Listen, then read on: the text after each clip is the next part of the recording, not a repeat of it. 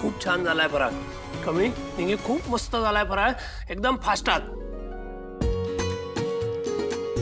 गावले कडक झालाय कडक.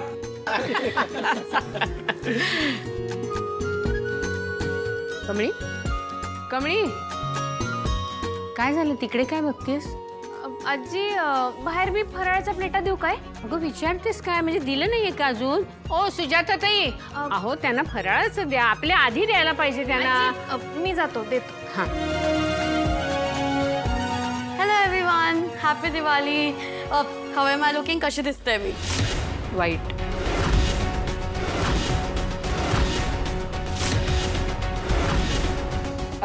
वाईट आज वाईट ट्रॅफिक होता. रस्त्यात खड्डे इतके झालेत ना, खूपच वेळ लागला. कुठं येऊन अडकलोय मी. मला काय बी करून इथं निघायलाच पाहिजे.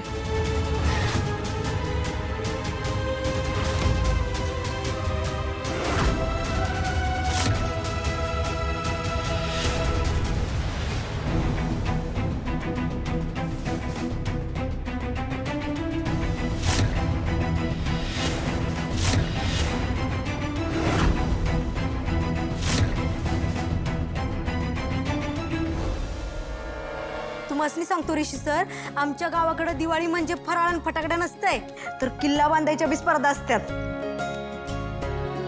म्हणजे खरोखर किल्ला बांधायचा? हो, तुला माहिती नाही? अगं महाराष्ट्रात एवढे किल्ले निर्माण कसे झाले? दर दिवाळीला एक किल्ला. साहेबा रे पटेल तिला.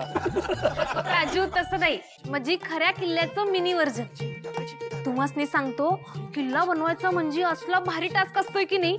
म्हणजे आधी कुठला किल्ला करायचा हे ठरवायचं, मग दिवाळीच्या 10-15 दिवस आधी कामाला लागायचं. घराच्या बाहेर नाही तर परड्यात दगड माती पाणी सगळं घ्यायचं आणि कामाला लागायचं. मग त्यावर तटबंदी करायची, नक्षीकाम कमानी तोफा बुरुज मावळं, म्हणजे बारकं बारकं खेळण्यातलं मावळं असतात की नाही ते उभं करायचं.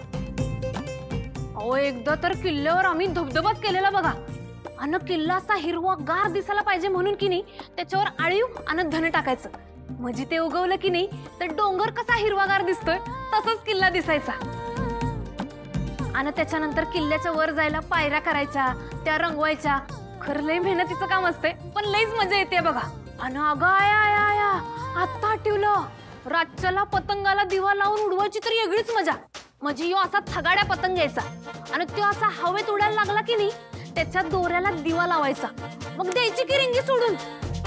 आणि मग जसा जसा आकाशात पतंग हलतोय तसा तसा दिवा डुलत राहतोय. लयच भारी मजा येते बघा.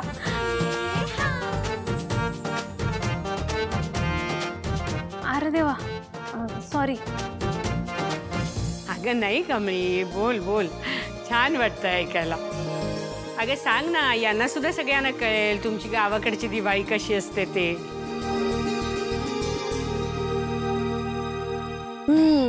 सगळे तिच्याकडेच बघतात. मला साधं कोणी विश पण केलं नाही. ही गावच्या आपलं नेहमी असंच करते. माझ्या घरात मला सोडून तिलाच सगळे इम्पॉर्टन्स देतात. ताई सदानंद सर दिसत नाहीये, ते कुठे आहेत? हो अगं सकाळी त्यांना एक औषध असतं, त्यांनी थोडी झोप येते त्यांना. झोपलेत जरा. एकच मिनिट मी आलो.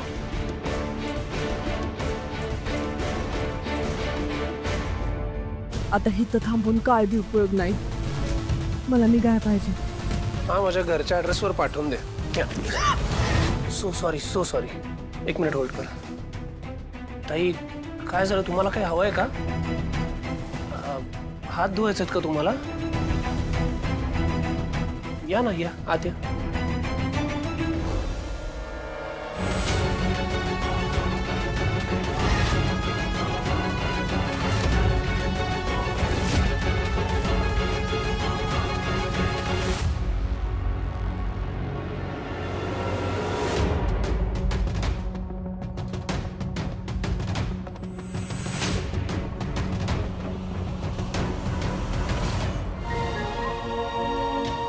देवा, ही कसली परीक्षा घ्यायलायस माझी. ज्या देवासारख्या माणसांच्या समोर आयुष्यात कधी उभं राहायचं नव्हतं, त्या माणसांच्या घरात मला आणून उभं केलंयस. तुझ्या मनात नेमकं चाललंय तरी काय?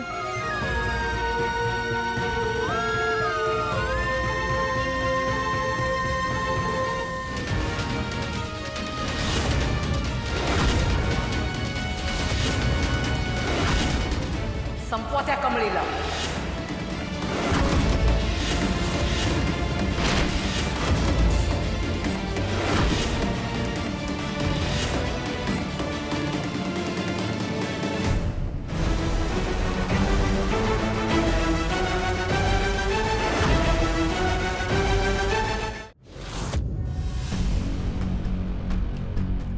अरे वा फराळाला सुरुवात केली सुद्धा. मला तुम्ही बोलवलंच नाहीत. अरे घरच्यांना काय बोलवायचं?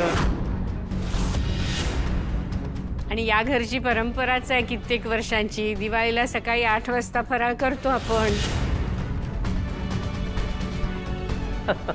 हो घरातलीच आहे ना मी. Ragini, happy Diwali. Wish you the same Nayantara. तुम्ही बसा ना. अरे नाही नाही चालू द्या तुमचं. मी घरातलीच आहे. आधी पाहुण्यांचं आदरातिथ्य. वहिनी म्हणालीस तुम्हाला करा करा.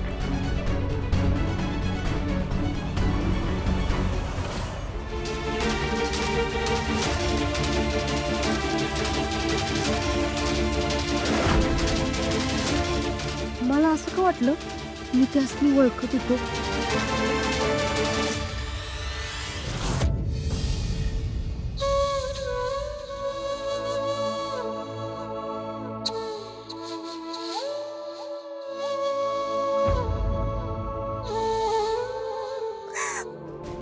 आई तुळजाई,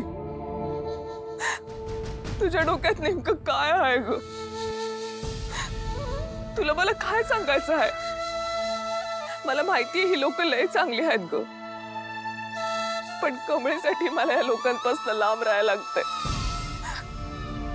पण तरी तू मला त्यांच्या समोर सारखं सारखं आणून उभं करायलीस काय? का? अगं जर का मी कामिनीला दिसलो ना तर ती माझ्याकडनं माझ्या कमळी पात्र पोचल, आणि त्यानंतर ती काय करल याचा काय बिनेम नाही.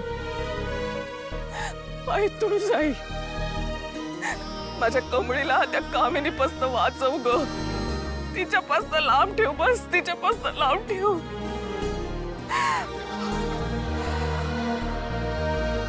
नाही आता काय बी करू मला कमळीला हुडकायच पाहिजे.